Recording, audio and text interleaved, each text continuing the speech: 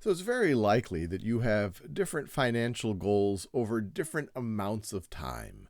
For example, you are likely, or maybe you should, have long-term financial goals. Long-term financial goals are like, I want to make sure I have enough money for retirement and to be able to retire at a certain standard of living. Or I want to ensure that my children or my future children, that I'm going to be able to pay for their college. Or I want to save up enough money for a house, or eventually I want to pay off that house. Those would all be long-term goals. We're talking about many years, probably over many decades. Then you could have medium-term goals. You could say, let's say over the next year, I'm hoping to save $10,000. Maybe towards a down payment on a house, or maybe to help me purchase a car, or really just to have some rainy day money in case I lose my job or whatever else might be happening. And then you could go all the way down to your short-term goals.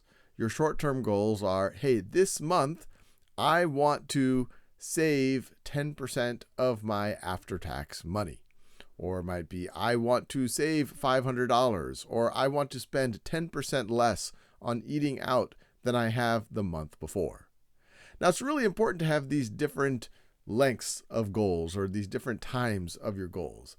And the way I think about it is your long-term goals, you shouldn't be changing them too frequently. And I think some of the ones that I listed are good long-term goals for most people, that you want to be able to retire reasonably well. You want to help with your children's education. You want to be able to have enough money for children, or you want to buy a house.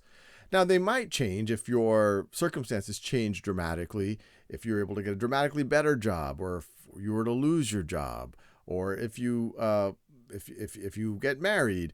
These all could change your long-term goals pretty dramatically, but you're not going to be changing your long-term goals on a monthly basis.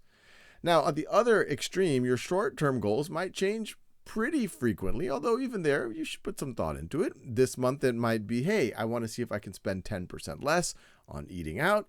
And then the next month, you just want to maintain your new level, your more frugal level of spending. But maybe you have another short-term goal. Maybe that month, you want to figure out, you want to be able to invest your money better. As you say, hey, look, I have money sitting there in a savings account. It's getting not even a 1%. Maybe I want to figure out if I could get a higher interest rate. I want to figure that out by the end of the month. Or maybe you have some other types of saving goal or spending goal.